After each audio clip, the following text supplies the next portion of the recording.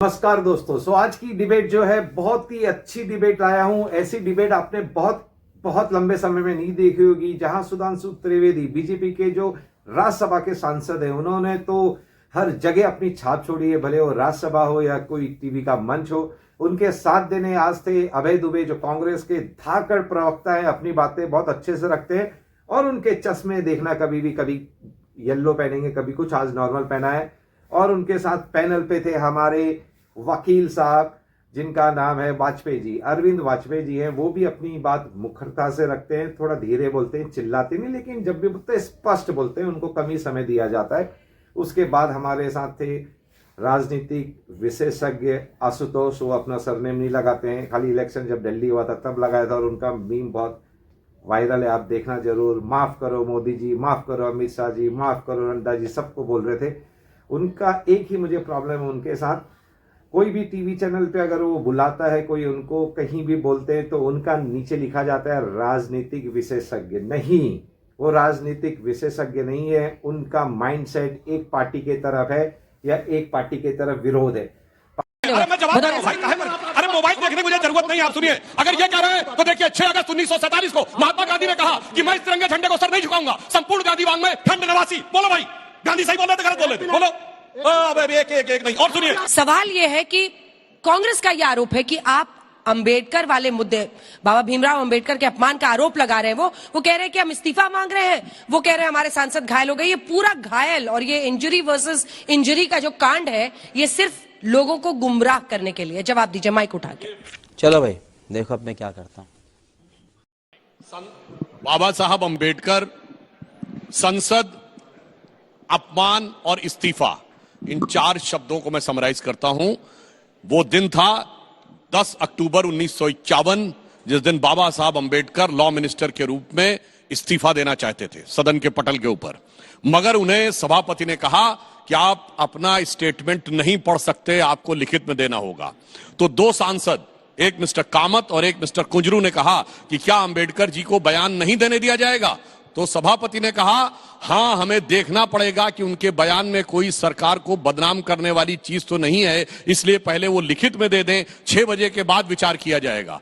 तो बाबा साहब ने कहा, मैं ऐसी तानाशाही के आगे नहीं झुकूंगा, और वो सदन से बाहर चले गए। और बाद में उन्होंने अपना प्रेस रिलीज किया, और ये लिखा हुआ है बाबा साहब की सबसे ऑथेंटिक ऑटोबायोग्राफी, जो पद्म भूषण धनंजय कीर, जिन्हें पद्म भूषण इंदिरा जी की सरकार ने दिया था, उन्होंने अपनी किताब में ये पूरा विवरण लिखा है। बस साफ हो गया किसने सम्मान किया, किसने अपमान किया। और मैं दूसरा कहना चाहता हूं, 24 में क्या हमारी हम बता रहा हूं, हमारी तो छोड़िए, इन्होंने बाबा साहब को संसद में न जाने देने के लिए जमीन आसमान एक कर दिए थे।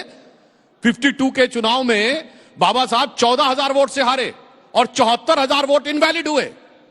और उसके बाद उन्होंने जाके इलेक्शन पिटीशन दायर की 24 अप्रैल 52 को। वो देश के इतिहास की पहली चुनावी धांधली थी, और नेहरू जी वहां प्रचार करने गए। मैं पूछना चाहता हूं, 52 में तो गजब बेइज्जती है। इतने कम साधन थे, 543 में मुझे लगता है 40-50 सीटों से ज्यादा पे नहीं जा पाए होंगे चुनाव प्रचार करने के लिए। तो किनके अगेंस्ट में गए? जो बाबा साहब के खिलाफ हमेशा से खड़े रहे और उसके बाद भी खड़े रहे। वो जब आकर आज बहुरूपिया रूप धारण करके आते हैं, और फिर वो 12 सेकंड की क्लिप देखिए, ये सारे लोग वहां उपस्थित थे जब अंदर हो रहा था भाषण। किसी ने आपत्ति की? मैं तो वहां था। इस कॉन्टेक्स्ट में किसी ने कोई आपत्ति नहीं की, ना किसी ने कोई ऑब्जेक्शन किया, ना किसी ने कोई नारेबाजी की, ना किसी ने बहिर्गमन किया। फिर बाहर निकलने के बाद ये रात में क्या हुआ भाई? ये क्या सोरेस सीक्रेट सर्विस से कोई सिग्नल आया कि 12 घंटे के बाद 12 सेकंड का वीडियो निकाला और उसके बाद उसको सर्कुलेट करना शुरू किया? तो इनके लिए एक लाइन कहना, सीक्रेट सर्विस भाई ये तो शक लगता है ना। या तो ये माने कि उनकी बुद्धि की ट्यूबलाइट इतनी देर में जली कि वो 2.5-3 घंटे समझ ही नहीं पाए 1.5 घंटे के भाषण में कि क्या हुआ, इसलिए एक आईने में जवाब देखते हैं तो आपको वो वक्त याद आता है। उनका वही प्रश्न है कि नेहरू जी ने प्रचार किया बाबा भीमराव अंबेडकर के खिलाफ, उनको चुनाव हरवाया गया, ये इन लोगों का आरोप है। आप क्या अंबेडकर के सम्मान की बात करेंगे? पहला प्रश्न। दूसरा, कि बीजेपी के जो 2 सांसद घायल हैं, आपको लग रहा है कि वो फर्जी, मतलब उन्होंने जानबूझ के कुछ नाटक किया, वरना हुआ क्या? ये कह रहे हैं कि जो गृहमंत्री अमित शाह का बयान था, उस दिन आप लोगों ने नाराजगी जताई नहीं, राज्यसभा में सुधांशु जी मौजूद थे। बाबा साहब अंबेडकर कहा करते थे कि शिक्षा वो शेरनी है, जो इसका दूध पिएगा वो दहाड़ेगा। तो ये खामोश मिजाजी हमें जीने नहीं देगी। अगर इस दौर में कुछ करना है तो आवाज उठाओ। सारे समूचे देश में बाबा साहब के समर्थक आवाज बुलंद कर रहे हैं। कौन? अरे भाई क्या बताऊं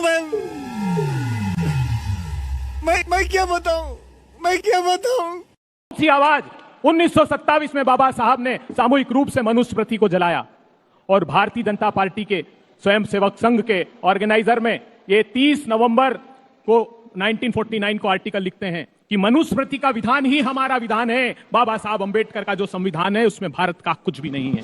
क्या कर रहे हैं यार तू? तो मजाक है क्या? साहब अंबेडकर ने इस्तीफा दिया। बाबा साहब अंबेडकर कहते हैं 25 नवंबर, अभी संविधान की बहस चल रही, बहुत ही महत्वपूर्ण बहस चल रही, 75 वर्ष हो रहे हैं। 25 नवंबर को, जिस दिन हमने 26 नवंबर 1949 को संविधान को अंगीकार किया, बाबा साहब अंबेडकर कहते हैं मैं तो सिर्फ अनुसूचित जातियों के हितों की रक्षा के लिए इस सदन में आना चाहता था, मुझे नहीं पता था कि प्रारूप समिति में लिया जाएगा और प्रारूप समिति का अध्यक्ष बना दिया जाएगा। ये पंडित नेहरू की ओर इंगित करते हुए वो कहते हैं। पंडित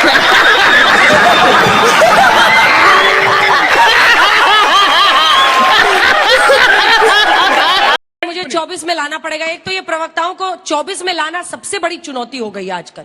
आप लोग इतिहास में ही रहते हैं। सर, ये एफआईआर दर्ज हो गई है राहुल गांधी जी के खिलाफ, मेरे पास उसकी कॉपी है। 24 पे आइए ना, क्या हुआ था संसद में, ये जानना चाहते हैं लोग कि क्या वाकई राहुल गांधी, जो इनका आरोप है, ये सच है कि वो जिद कर रहे थे कि नहीं, जो बीजेपी के सांसद हुए उन्हीं के बीच से जाऊंगा? क्या चोट वजह से लगी? क्योंकि ये पूरी एफआईआर जो है उसमें यही लिखा गया है कि जानबूझकर उन्होंने physical, voluntarily causing physical injury लिखा है। अच्छा। सदन में जाना चाहते थे। हम ये आवाज मुखरता से उठाना चाहते थे कि जो अडानी अडानी अडानी अडानी अडानी करते हैं, उन्हें अंबेडकर अंबेडकर अंबेडकर अंबेडकर जी से क्या तकलीफ है। इस सदन में हम ये सवाल खड़ा करना चाहते थे कि जब यूएस की अदालत में इंडाइटमेंट हो गया और किस बात पर हुआ कि अडानी के भतीजे को पकड़कर इलेक्ट्रॉनिक एविडेंसेस कलेक्ट किया और पता लगा कि भारत में 2000 करोड़ रुपए की यह आरोप है कि 25 नवंबर 1949 का भाषण सुनिए, आपको लगेगा कि शायद भारतीय जनता पार्टी की सरकार, मोदी सरकार के लिए अंबेडकर जी ने कहा, उन्होंने कहा कि मेरा संविधान आ गया लेकिन मुझे स्वतंत्रता को लेकर 3 चिंता है। एक, वो राजनीतिक दल भविष्य में अगर कोई ऐसा हो जो अधिनायकवाद के चरणों में हम अपनी स्वतंत्रता रख दें और वो संस्थाओं पर हमला करेगा तो हमारी स्वतंत्रता खतरे में होगी। अगर कोई राजनीतिक दल देश के ऊपर धर्म को रखेगा तो स्वतंत्रता खतरे में होगी और कोई राजनीतिक दल मुट्ठी भर लोगों के लिए सत्ता का उपयोग करेगा तो स्वतंत्रता खतरे में होगी। जिसका जवाब दे दीजिए, सिर्फ 2 लाइन का, फिर वाजपेयी जी बोलेंगे। अगर भारतीय जनता पार्टी के लोग सांप्रदायिक उन्माद की आग में देश को झोंक देना चाहते हैं, तब लगता है कि दूसरी चिंता भी अंबेडकर जी की चरितार्थ भारतीय जनता पार्टी आपने देश से ऊपर धर्म को इतिहास कर और दिया है, वर्तमान उन्माद दोनों का फैला बताता रहे हैं। हूं। गजब का भाषण देते हैं साहब। दिसंबर 1950 में जनसंघ तक नहीं बना था, कहीं भारतीय जनता पार्टी के खिलाफ बोल रहे थे। और मैं कहना चाहता हूं महोदय, डॉक्टर अंबेडकर ने इस्तीफा दिया 10 अक्टूबर 51। श्यामा प्रसाद मुखर्जी जी नेहरू सरकार छोड़ चुके थे अप्रैल 51। आगे कुछ बोलने अरे लगते हैं हिंदू कि उनकी वजह से कर रहे थे। हिंदू कोर्ट बिल का विरोध किया, अपने टाइम पे। और 1949 की बात करते हैं, संघ पे तो 48-49 पे प्रतिबंध लगा हुआ था। मतलब डेट का भी नहीं ध्यान रखते कि कुछ भी आके बोलना शुरू करेंगे। और जो बाबा साहब ने बोला वो सही तो बोला था। वो दौर आया इस देश में जब एक अधिनायकवादी सत्ता ने इस तरह कब्जा कर लिया इस देश पर कि नारा लगाया गया, India is Indira and Indira is India. तो लगता मुझे आप अपनी बात कर रहे थे। और आखिर में आज की बात पे आता हूं। इन्होंने कहा जो अडानी अडानी अडानी कह रहे थे, उनको अंबेडकर जी का नाम लेना पड़ा। ये किसके लिए बोला जा रहा था? इस सदन में अडानी अडानी कौन कर रहा था? ये कर रहे थे। और इनके एक सहयोगी दल ने साथ नहीं दिया। मैं चुनौती देता हूं, कार्य स्थगन का एक प्रस्ताव दिखाइए जो किसी दूसरे दल ने दिया हो।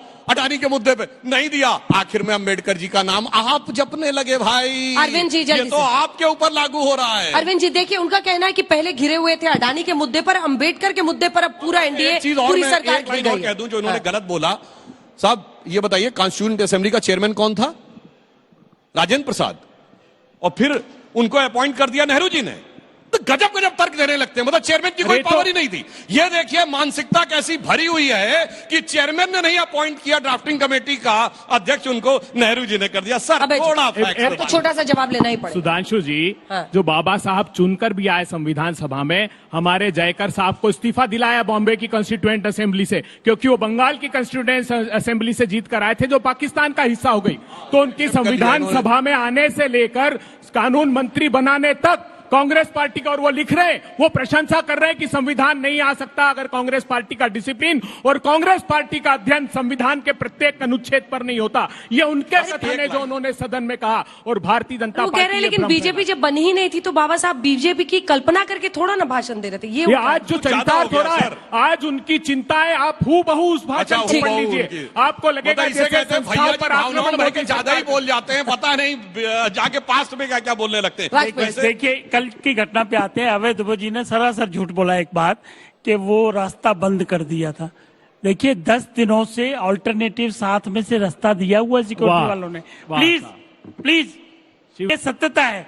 और आप लोगों ने खास तौर से राहुल गांधी के साथ जो जुट था, उन्होंने जाके धक्का मुक्की की और धक्का मुक्की के फलस्वरूप एक 70 साल के सांसद, बुजुर्ग सांसद, बिल्कुल गलत बात, उसके खून निकल आए, लहूलुहान हो गए, दूसरा आदमी अनकॉन्शियस हो गया, आईसीयू में एडमिट हुआ।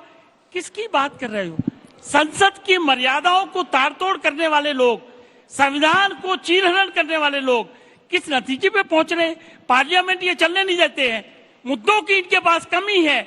जब इनके सोरस का मामला आया तो ये छटपटा चुके एक तरीके से, और उन्होंने कहा कि कैसे संसद को रोकना है। लहूलुहान करेंगे, एफआईआर हो गई है, इन्वेस्टिगेशन पुलिस कर रही है, सारे तथ्य सामने आ जाएंगे। लेकिन राहुल गांधी के ऊपर आशुतोष जी माइक उठाइए। प्रजातंत्र की हत्या तब होती है आशुतोष जी जब संसद नहीं चलती है। प्रजातंत्र की हत्या तब होती है जब अडानी के मुद्दे पर बहस नहीं होती है। प्रजातंत्र की हत्या तब होती है जब सांसदों को अंदर जाने नहीं दिया जाता है, कुछ सांसद घायल हो जाते हैं। कब कब प्रजातंत्र घायल हो रही है और कैसे हम माने कि प्रजातंत्र को बचाया जा सकता है? कौन कल मतलब दोषी कौन है, कौन पक्ष है जो दरअसल साजिश रच रहा है? ऐसा क्यों हो रहा है? ये सवाल है आम आदमी का। ये ऐसा इसलिए हो रहा है क्योंकि अंबेडकर के मसले पर चर्चा ना हो। बेसिक सवाल इसी बात को लेकर। अभी वाजपेयी जी ने बड़ी अच्छी बात कही, लेकिन वाजपेयी जी ने एक सवाल का जवाब नहीं दिया कि जो अमित शाह ने जो संसद के अंदर बोला था वो आपको आपत्तिजनक लगता है या आपत्तिजनक नहीं लगता है? अगर आप इसका जवाब दे देते हो तो बात यहीं पर खत्म हो जाती। हकीकत क्या है? हकीकत इस बात को लेकर यह है कि जब जब भारतीय जनता पार्टी संविधान और बाबा साहब अंबेडकर के मसले पर चर्चा करेगी तब तब भारतीय जनता पार्टी फंसेगी, क्योंकि बार बार अतीत उनको अपनी तरफ खींचेगा कि किस तरीके से जो संविधान बन रहा था, संविधान जब बना, अडॉप्ट किया गया, तो किस तरीके से आरएसएस ने उस संविधान को एक्सेप्ट नहीं किया, यहां तक कहा कि भारत की आत्मा नहीं है। मनुस्मृति की बात की। और तो और बाबा साहब अंबेडकर को लेके जब हिंदू कोड बिल आया तो बाबा साहब अंबेडकर के पुतले किसने जलाए सबको मालूम है। आरएसएस के लोग उसमें थे या नहीं थे? उनकी शव यात्रा, मॉक शव यात्रा किसने निकाली थी या नहीं थी? तो बहुत सारे ऐसे सवाल हैं जो भारतीय जनता पार्टी को अनकंफर्टेबल करते हैं। और मुझे इस पे मेरा साफ तौर मानना कि जिस टोन में अमित शाह ने बातचीत की थी, वो देश के बड़े नेता हैं, इतिहास में हमेशा उनका नाम दर्ज रहेगा। और अगर वो कह ले कि मुझसे गलती हो गई तो उसमें कोई उनकी हानि नहीं होगी, छोटे नहीं हो जाएंगे। जी, अब इस पर आपको जवाब देना, मैं उनकी प्रतिक्रिया में बाद में लूंगी। दोनों को दिखाइए। देखिए, मैं एक बात कहना चाहूंगा जो पहली क्रमवार जवाब देता हूं। आशुतोष जी ने जो कहा, यही तो सवाल मैंने किया। संसद में जितने विपक्ष नेता बैठे थे, अभी जाके देख लीजिए अमित शाह जी के वीडियो की क्लिप, कोई चू बोलता नजर नहीं आ रहा है। नहीं, उसके बाद सुनिए, सिर्फ 12 सेकंड नहीं, 600 सेकंड की, किसी ने कोई आपत्ति नहीं की, किसी ने कोई नारेबाजी नहीं की, किसी ने कोई वॉकआउट नहीं किया। यह दर्शाता है कि बाहर आके राजनीति हुई। और मैं फिर विनम्रता से पूछना चाहता हूं, जबकि ये तो वरिष्ठ व्यक्ति हैं, कॉन्स्टिट्यूशन किस दिन बन के खत्म हो गया? 26 नवंबर 1949। और आरएसएस पे प्रतिबंध कब लगा हुआ था? 48 और 49 में। और आरएसएस ने आके प्रदर्शन कर दिया। यही मैं कहना चाहता हूं कि ये लोग जो कहना चाहते हैं, अब मैं बता रहा हूं सर, अपने अपने टर्न पे बोलिए। अब मैं बताना चाहता हूं हमने क्या किया। बाबा साहब अंबेडकर को तो इन्होंने भारत रत्न नहीं दिया, अलग बात है। जिसने बाबा साहब को चुनाव हरवाया और बाबा साहब के अनुसार धांधली से हरवाया, उस नारायण कारजोरकर को 1970 में पद्म भूषण दिया। बाबा साहब को पद्म अवार्ड नहीं दिया। देखा आपने लापरवाही का नतीजा है। अरे मैं जवाब दे रहा हूं भाई, काहे पर? अरे मोबाइल देखने की मुझे जरूरत नहीं है, आप सुनिए। अगर ये कह रहे हैं तो देखिए, 6 अगस्त 1947 को महात्मा गांधी ने कहा कि मैं इस तिरंगे झंडे को सर नहीं झुकाऊंगा। संपूर्ण गांधी वांग में खंड नवासी। बोलो भाई, गांधी सही बोल रहे थे गलत बोल रहे थे? बोलो। अब एक नहीं। और सुनिए, और अंबेडकर का बताता हूं, सुनिए। अब सुनिए, 16 जनवरी 1952 को एंटीना माउंटबेटन को लेटर लिखते हैं जवाहरलाल नेहरू लखनऊ से। और अगर वीडियो अच्छा लगा आपको जल्दी से लाइक करना, दोस्तों के साथ इसको शेयर कर देना, और चैनल पे नए तो चैनल को सब्सक्राइब कर देना। आपने देखा जैसे सुधांशु जी जब अपना ज्ञान का बता रहे थे, वैसे वो हिस्टोरियन है, बहुत सारा नॉलेज उनके पास। तो अबे दुबे क्या बोले, व्हाट्सअप व्हाट्सअप व्हाट्सअप ज्ञान। अरे क्या व्हाट्सअप ज्ञान यार।